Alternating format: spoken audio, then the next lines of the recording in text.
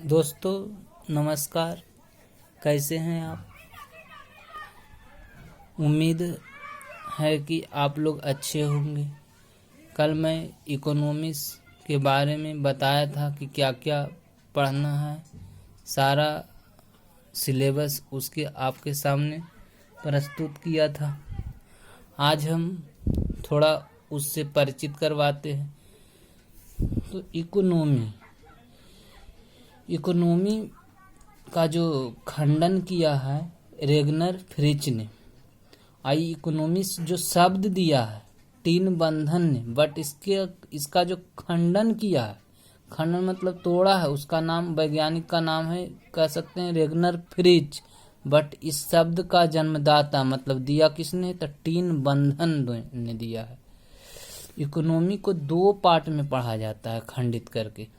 एक micro system के अंतर्गत आता है, दूसरा मैक्रो सिस्टम के अंतर्गत होता है। हिंदी में इसको बोलते हैं व्यष्टि और इसको बोलते हैं समष्टि। माइक्रो सिस्टम के अंतर्गत आता है, दूसरा आता है मैक्रो सिस्टम के अंतर्गत।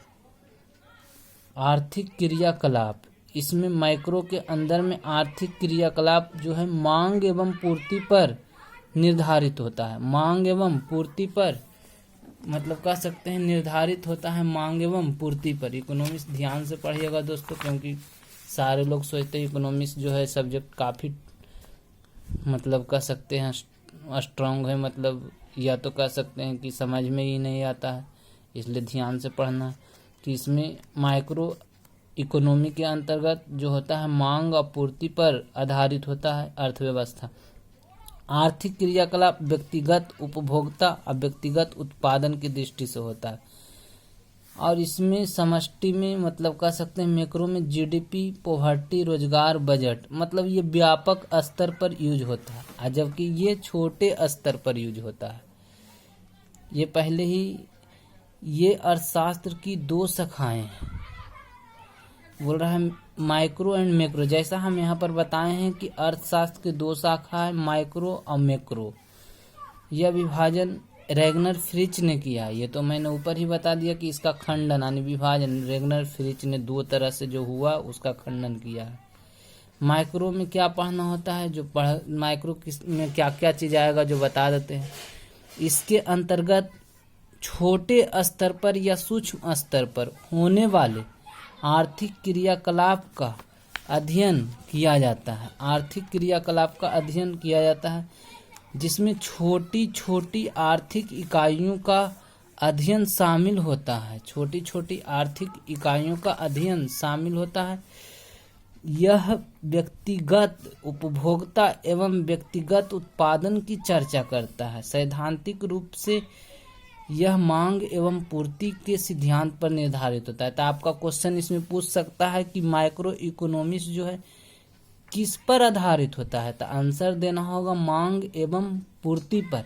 बोलेगा क्वेश्चन पूछेगा इसमें कि यह जो है किस तरह का मतलब व्यवस्था बनाता है, तो व्यक्तिगत उपभोक्ता या व्यक्तिगत उत्पादन का सिद्धांत पर लागू है ये।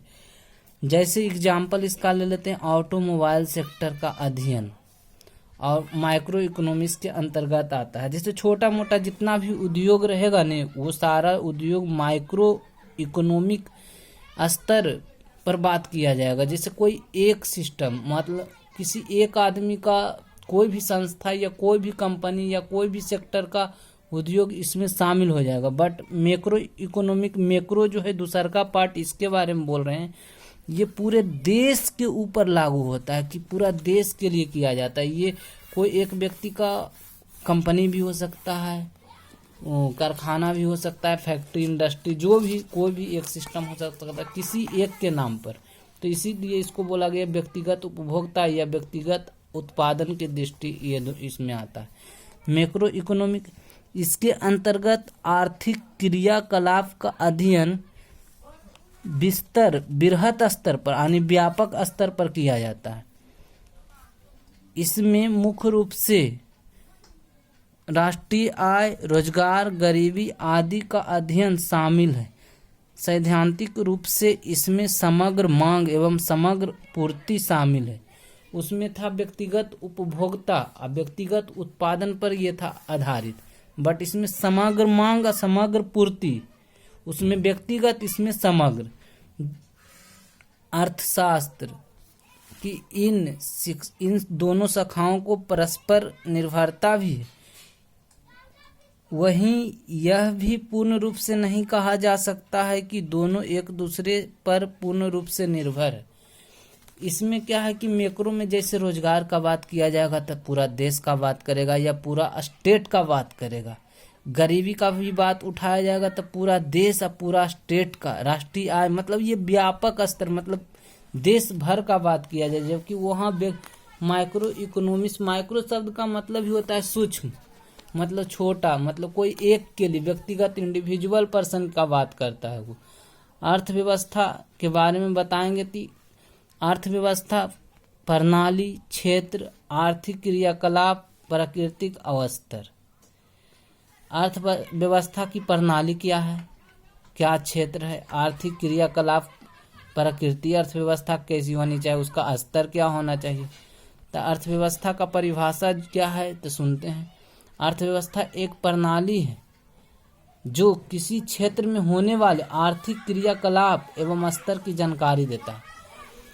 किसी भी क्षेत्र में, चाहे कोई भी कंपनी हो उस क्षेत्र में, चाहे कोई भी इंडस्ट्री कंपनी, किसी भी क्षेत्र में अर्थव्यवस्था बताता है उस क्षेत्र से संबंधित आर्थिक क्रियाकलाप का डेटा और उसका पूरा होल सिस्टम का जानकारी बताता है कि कितना खर्च हुआ, कितना आया, कितना गया, सारा चीज का रिकॉर्ड जानकारी देता है। प्राकृतिक स्तर पर अर्थव्यवस्था, मतलब अर्थव्यवस्था के प्रकार, अर्थव्यवस्था का टाइप, अर्थव्यवस्था के इसमें क्या है कि इसमें बोला गया है कि अर्थव्यवस्था की प्रकृति कैसा है, कैसा हो सकता है। तो अर्थव्यवस्था की प्रकृति 3 तरह हो सकता है। पूंजीवादी, जिसको बोलते हैं बाजार आधारित अर्थव्यवस्था, एक समाजवादी या केंद्रीय अर्थव्यवस्था, ये पूरे सरकार के ऊपर जिम्मेवारी होती है। मिश्रित में पूंजीवादी भी आता है, समाजवादी भी आता है, मिलजुल कर। तो पूंजीवादी अर्थव्यवस्था क्या है, जो देखिए पूंजीवादी का मतलब होता है इसमें प्राइवेट सेक्टर वाले लोग काम करेंगे मेन रूप से। तो देख सुनिए क्या है। अर्थव्यवस्था के इस प्रकार में मांग पूर्ति सिद्धांत कार्य करता है। इसमें डिमांड की बात किया जाता है। उत्पादक वही वस्तु और सेवाओं की पूर्ति करता है जिससे उसे अधिकतम लाभ की प्राप्ति हो सके। वही उपभोक्ता उन्हीं वस्तु एवं सेवाओं की मांग करता है जिससे उन्हें अधिकतम संतुष्टि की प्राप्ति होता है। अच्छा, इसमें क्या बोला गया, इस टाइप के अर्थव्यवस्था में पूंजीवादी अर्थव्यवस्था की बात किया रहा है कि ये जो अर्थव्यवस्था है डिमांड पर डिपेंड करता है कि बाजार में कैसा मांग है।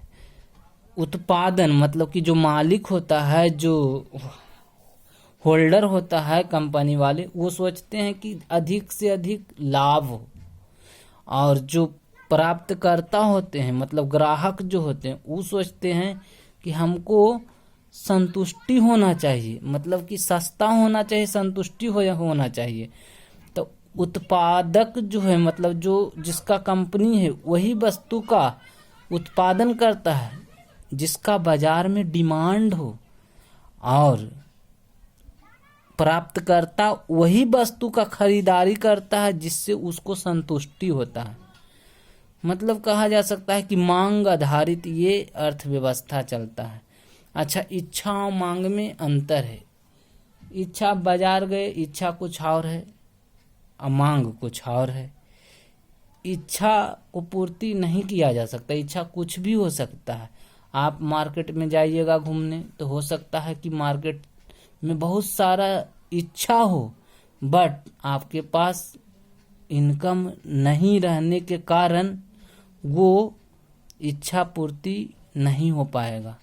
मान लिया जाए आप मोबाइल स्टोर पर गए हैं या किसी तरह के चीज मार्केट में गए हैं, आप बहुत तरह के वहाँ पर मतलब सामग्री पसंद करते हैं, इच्छा है लेने का, बट आपके पास क्रय शक्ति नहीं है, खरीदने में सक्षम नहीं है, आपके पास रुपया नहीं है।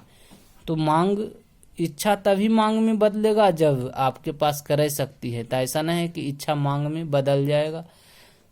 आने की देख लीजिए, यहाँ लिखा हुआ इच्छा और मांग दोनों में अंतर है। एक इच्छा मांग तभी होती है जब उपभोक्ता के पास क्रय शक्ति मौजूद हो। अभी बोले कि गए मार्केट, इच्छा कुछ और है कि ये चीज ले ले, बहुत सारा चीज खरीद ले, बट आपके पास पैसा नहीं है, क्रय शक्ति नहीं है, तो फिर आप खरीद नहीं पाइएगा। तो इच्छा और मांग में बहुत अंतर है। इस अर्थव्यवस्था के स्वरूप हो सकते सकारात्मक भी हो सकता है, नकारात्मक भी हो सकता है। ऐसे अर्थव्यवस्था का सकारात्मक का बात मतलब अच्छे तरीके से भी जा सकता है। ऐसी अर्थव्यवस्था जैसे अमेरिका में आज यही अर्थव्यवस्था है। बहुत सारे मतलब इसको बोलते हैं पूंजीवादी अर्थव्यवस्था। मतलब बहुत सारे जो देश विकसित है, लगभग विकसित देशों में अर्थव्यवस्था उसका पूंजीवादी। सकारात्मक मतलब पूंजीवादी में क्या होता है कि सरकार को बाजार से कोई मतलब नहीं रहता है। बाजार मतलब कोई भी चीज उत्पादन हो रहा है तो बाजार में मतलब प्राइवेट आदमी ही उस पर ध्यान क्या करना है नहीं करना है, मतलब उसमें प्रतिस्पर्धा चलता है। वस्तु क्या में मतलब ऊंच नीच बाजार में एक दूसरे से वस्तु कम बेस होते रहता है। सकारात्मक में जैसे संसाधनों का अधिकतम प्रयोग हो जाएगा। जब कोई भी प्राइवेट आदमी काम करेगा तो एकदम घीस करके संसाधन का प्रयोग करेगा। रोजगार अवसर में वृद्धि होगा। रोजगार जितना दे सके अधिक वृद्धि करके अपना उत्पादन और बिक्री बढ़ाना चाहेगा। आर्थिक वृद्धि होगा, बहुत तेजी से वृद्धि कर सकता है। उच्च जीवन स्तर मतलब कि इसमें जो है जीवन स्तर काफी ऊंचा हो जाएगा। सरकारी आय में वृद्धि, सरकार को भी टैक्स बहुत ज्यादा मिल जाएगा तो आय में भी वृद्धि हो जाएगा। अच्छा, इसका नकारात्मक भी है, मतलब निगेटिविटी भी है। क्या है तो लोक कल्याण उपेक्षित, मतलब जिसके पास पैसा नहीं रहेगा, अगर रेट हाई रहेगा तो मांग रहेगा, डिमांड यदि रहता है तो कम, जिसका मतलब सामान है वो तो अपना मूल्य के अनुसार ही बेचेगा। तो उसमें क्या है कि लोक कल्याण के लिए जितने भी गरीब लोग हो जाएगा उस वस्तु को खरीद नहीं पाएंगे तो वंचित रह जाएंगे। मतलब तो इससे क्या होगा, आय असमानता में वृद्धि हो जाए। असमानता में वृद्धि यहाँ छूटा हुआ है, मतलब असमानता की स्थिति उत्पन्न हो जाएगा। संसाधनों का दुरुपयोग भी हो जाएगा इसमें। तो आज दोस्तों आगे है इसमें, इस प्रकार के आर्थिक प्रणाली में आर्थिक निर्णय राज्य के द्वारा लिया जाता है। तो इस तरह के मतलब प्रणाली में राज्य द्वारा निर्णय नहीं लिया जाता है, बल्कि हम बोले कि ये आगे मतलब जो था समाजवादी अर्थव्यवस्था उसके बारे में लिखा हुआ है। तो आज यहीं तक पूंजीगत मतलब हम इसमें बोल दिए, इसमें बाजार पर डिपेंड करता है। सरकार से मुक्त अर्थव्यवस्था होता है पूंजीवादी। इसमें डिमांड आपूर्ति पर आधारित होता है। आज का वीडियो यहीं तक समाप्त होता है दोस्तों।